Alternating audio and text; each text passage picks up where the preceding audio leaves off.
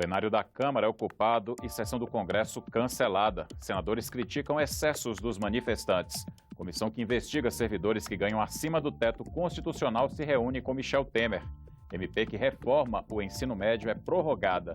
E escola sem partido é tema de audiência pública na Comissão de Educação. Boa noite. A sessão do Congresso desta quarta-feira foi cancelada. Dezenas de manifestantes invadiram o plenário da Câmara dos Deputados hoje à tarde e inviabilizaram os trabalhos. Realmente o plenário da Câmara se encontra invadido, a presidência da Câmara está tomando providências. Daqui a pouco eu encerrarei a sessão para que nós possamos cobrar a instalação da sessão do Congresso Nacional, mas a mesa do Senado reafirma, assim como todos os senadores e senadoras, o nosso posicionamento contra esse tipo de ação. No meio da tarde, um grupo de aproximadamente 50 pessoas invadiu o plenário da Câmara dos Deputados. Eles pediam a volta dos militares e exaltavam o juiz Sérgio Moro. Por causa da confusão, a sessão da Câmara foi suspensa e a do Congresso acabou sendo cancelada. O Congresso tinha pela frente uma pauta com 7 vetos e 18 projetos de lei do Congresso Nacional. Entre eles, os destaques, a Lei de Diretrizes Orçamentárias, aprovada no final de agosto. Essa confusão que mobilizou o Congresso nesta quarta-feira levou quase toda a tarde para ser resolvida. Os ocupantes foram retirados do plenário da Câmara aos poucos e levados para a Polícia Federal. O grupo já havia se manifestado numa comissão do Senado mais cedo. Esse pessoal que invadiu a Câmara hoje à tarde esteve na Comissão de Educação pela manhã, quando nós fazíamos uma audiência pública sobre a proposta da escola sem partido, que nós temos crítica, e também outros temas sobre educação. Esse pessoal chegou gritando na comissão, invadiu a comissão, precisamos dos seguranças para que as pessoas se retirassem, foram convidadas a fazer a discussão conosco, não quiseram fazer. Invasão de Congresso, invasão de parlamento é golpe de Estado. E nós temos a obrigação de usar as cautelas previstas na Constituição brasileira. Uma nova sessão do Congresso ainda vai ser agendada para votar os destaques da Lei de Diretrizes Orçamentárias, 7 vetos presidenciais e os 18 projetos. O prazo para que o Congresso aprove a reforma do ensino médio foi prorrogado até março de 2017. Senadores e deputados da Comissão Mista, que analisa a medida provisória que trata do tema, ouviram hoje especialistas e líderes de entidades de professores. Representantes do Instituto Federal de Educação do Paraná relataram uma experiência de sucesso com pontos semelhantes à proposta do governo. Ensino multidisciplinar, escolha da grade de matérias definida pelo estudante e unidades curriculares baseadas em temas e problemas. Eles disseram que a dedicação exclusiva dos professores rendeu bons resultados no Enem. Nesse sistema de ensino, em que a carga horária de ensino do professor não é alta, os salários são dignos, ele pode desenvolver pesquisa, extensão e inovação e trabalha num único ambiente, há resultados assim fenomenais. A gente vê aqueles estudantes, e é importante citar que 80% das vagas do Instituto Federal do Paraná são de cotas, e eles se desenvolvem em 4 anos, o que provavelmente não se desenvolveria em 30. Os participantes argumentaram que, ao contrário do Instituto Paranaense, que é sustentado pela União, 90% das escolas de ensino médio do país são públicas, estaduais e carentes de recursos. A manutenção do prazo para elaboração do relatório da comissão, marcado para 30 de novembro, foi muito criticada. Aquela mudança da qual nós não participamos, ela não será legitimada nem executada lá na frente. Portanto, devemos olhar a Base Nacional Comum, o Plano Nacional de Educação, que foi uma construção coletiva. E, portanto, essa mudança, ou possíveis mudanças no ensino médio, essas mudanças precisam dessa participação. A medida provisória despertou a sociedade. Antes, o projeto estava na Câmara, tenuamente, podia ser aprovado, ia para a Câmara, seria aprovado, depois do Senado, tudo bem. Mas com a medida provisória suscitou dúvida, todos despertaram, uns contra, outros a favor, mas muito poucos a favor, a maioria contra, mas foi importante para nós, despertou isso que nós precisávamos. Hoje todo mundo fala educação, todo mundo já sabe os termos, todo mundo já sabe o que é uma base nacional de educação, a base nacional curricular, quer dizer, é fundamental isso. Houve uma conscientização do projeto em si e da reforma do ensino médio. O professor tem o direito de expor sua ideologia e crença pessoal para os alunos? Em que ponto a aula passa de informação para doutrina? Essas foram algumas questões analisadas por especialistas numa audiência pública da Comissão de Educação nesta quarta-feira. O projeto do senador Magno Malta prevê a inclusão na Lei de Diretrizes e Bases da Educação o programa Escola Sem Partido. Ele defende a neutralidade política, ideológica e religiosa nas escolas. Também resguarda a liberdade de consciência e de crença dos alunos. O texto veda a prática que direcione a opção sexual do aluno e a aplicação de ideologia de gênero na sala de aula. No debate desta quarta-feira, os participantes criticaram o projeto. Ele coloca para nós uma falsa alternativa entre uma escola necessariamente sem ou com partido. Eu vou defender aqui agora que não é bem essa alternativa que está em jogo com esse projeto. Esse projeto é um projeto de escola, é um projeto de escolarização que remove da escola o seu caráter educacional.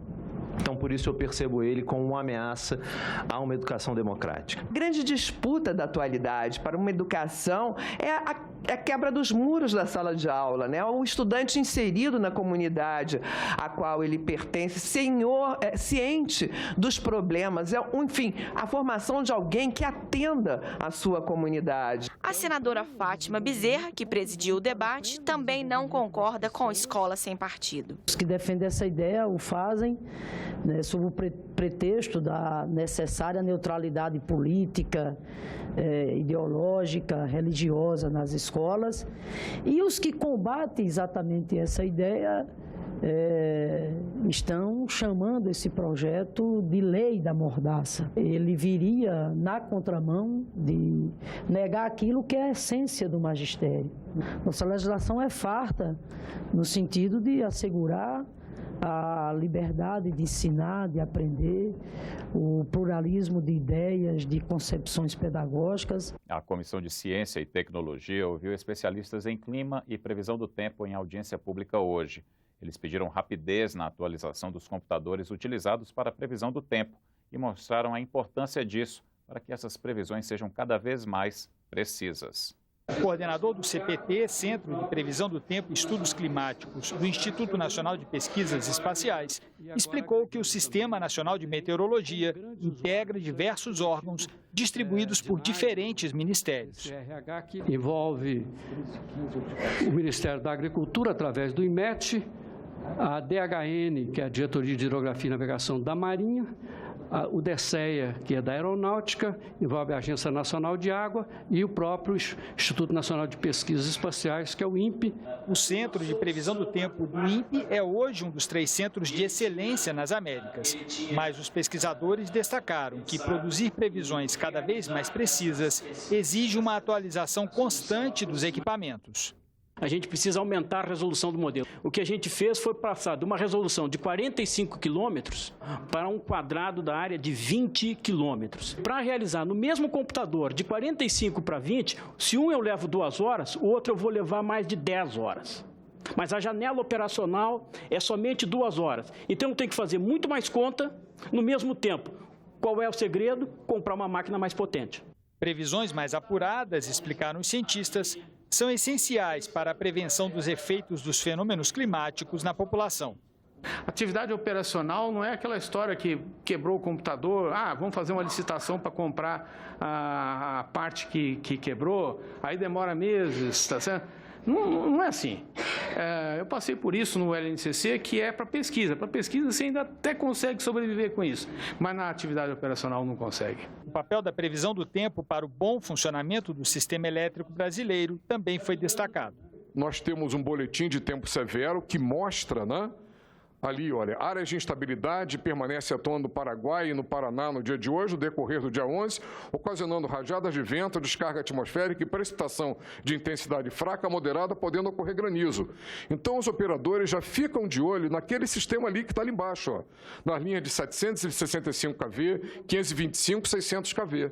Várias vezes, o que nós fazemos? Reduzimos o carregamento dessas linhas, porque o que mais nos preocupa não é nem a descarga atmosférica, são os ventos de rajada que entram perpendiculares às linhas de transmissão, que têm capacidade de derrubar as torres. Que demonstra o tanto que uma coisa está interligada à outra, o tanto que uma é interdependente da outra, o tanto que esse computador e que essas informações aqui, né, que o INPE e que as universidades nos fornecem, é fundamental para a gente poder fazer a operação correta e também definir a segurança e o custo correto. Parlamentares que fazem parte da Comissão Mista de Mudanças Climáticas do Congresso Nacional disseram hoje que o Brasil precisa debater incentivos econômicos para diminuir a emissão de gases poluentes. Eles estão em Marrakech, no Marrocos, participando da COP22, um encontro promovido pelas Nações Unidas para discutir o clima. Como os países que aderiram ao Acordo de Paris poderão implementar estratégias de taxar produtos que poluam mais e estimular que a economia possa ser dirigida para produtos que não poluam, ou seja, na direção de uma economia descarbonizada. É importante, portanto, aproveitar os diversos fóruns de debates, a Comissão Mista do Congresso Nacional, o Fórum do Clima, o Governo Federal, os governos estaduais, para que a gente possa, quem sabe, na apreciação de uma reforma tributária, de uma reforma fiscal no Brasil, já ter um viés para poder sobretaxar ou taxar os produtos que contribuem para a poluição. O que me preocupa é daqui para frente o que poderá acontecer com o Brasil, porque é óbvio que a aplicação da política ambiental requer também aplicação de recursos públicos significativos. Então, eu acho que a gente tem que continuar fazendo esforço para não deixar que haja um retrocesso nesse setor, nem agora e nem no futuro, e cada vez mais buscar, e a gente cumpre também esse papel nesses eventos internacionais, buscar o acesso aos financiamentos, ao crédito internacional, para nos ajudar numa tarefa que é positiva não só para o Brasil, mas para o mundo inteiro. A comissão de senadores que analisa propostas para acabar com os salários na administração pública acima do teto constitucional se reuniu com representantes dos três poderes.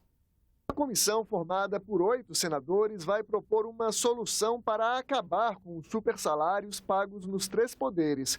Pela Constituição, nenhum servidor público pode receber mais que R$ 33.700, mas, na prática, benefícios extras aumentam esse valor.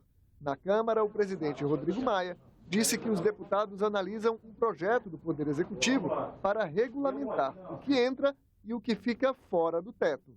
Nós viemos pedir ao presidente Rodrigo Maia que nós pudéssemos fazer tentativa de acordo entre o Senado e a Câmara num texto, porque o projeto que veio do Executivo, alguns entendem que é muito rigoroso, então vamos tentar fazer as modificações necessárias que venham trazer a justiça, o cumprimento exato da Constituição. Mais cedo, a comissão esteve no Palácio do Planalto. Segundo os senadores que participaram do encontro, o presidente Michel Temer defende o fim dos supersalários.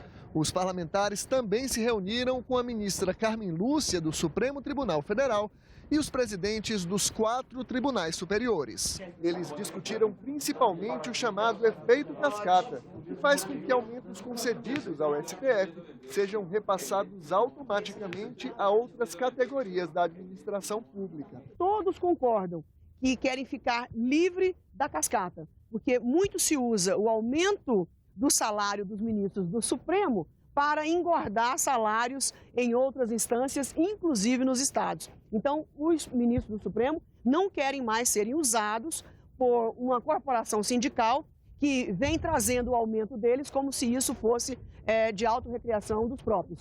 O presidente Renan Calheiros anunciou que o Senado também deverá fazer cortes. Nós vamos anunciar novos cortes e prevenir possibilidade de que eventualmente alguém escape e ganhe acima do teto. numa demonstração de coerência. Você terá outras notícias a qualquer momento na nossa programação e também na página da TV Senado na internet. Obrigado pela companhia, boa noite e até amanhã.